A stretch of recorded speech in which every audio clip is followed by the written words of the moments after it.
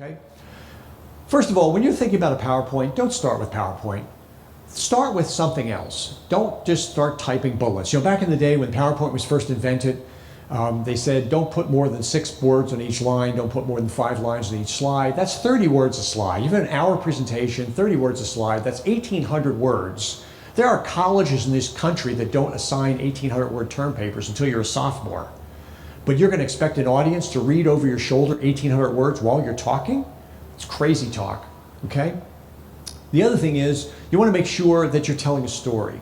This is a great quote from a book that I'm going to recommend in a moment. It says, campfires have been replaced with projector bulbs, and the power of story has eluded presenters in the workplace. You're telling a story. You're not doing a presentation. Another thing from a book that I'm also going to recommend is called Resonate.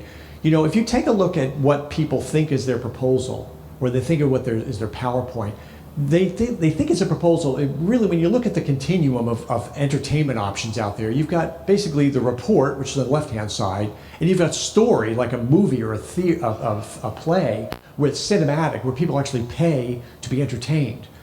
And you can't be in the report side. You obviously can't just give people a movie. You got to be somewhere in the middle, okay? Bottom line is, a lot of people think their proposals are to educate people, but they're not. A proposal, think about the word.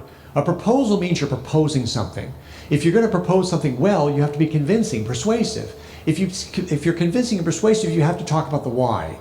So educating causes people to think, but persuading causes them to act, okay? So you know who your audience is and that sort of thing. You want to make sure you know who your audience is.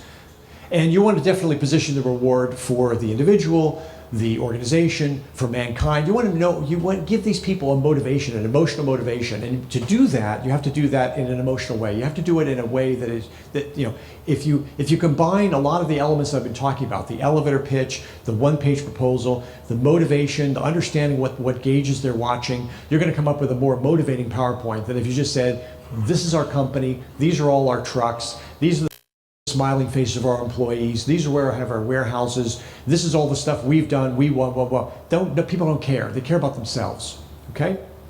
Another, just a housekeeping issue, whenever you're doing PowerPoint, you'll notice that my headlines have always been something that you could read from the back of the room. One of the things that Nancy Duarte, who wrote the book Resonate, talks about is making sure that no font on your PowerPoint is less than 28 point. Just a minor housekeeping point, but it makes all the difference in the world. And I can't tell you how many thousands of PowerPoints I've seen in my career of coaching salespeople, where it's like you need a jeweler's loupe to see the thing, even if you're standing on top of the stage, okay?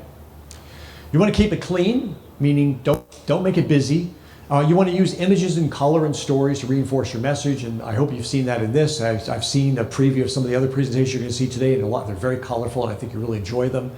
And you also want to make sure that less is more, okay? You want to make sure that you hit the main themes and don't overwhelm people. If you do have a complicated concept, for goodness sake, unveil it one point at a time. And you know, so many PowerPoint presentations are boring. Hopefully this one has not been for you, but you certainly don't want to make yours a boring presentation.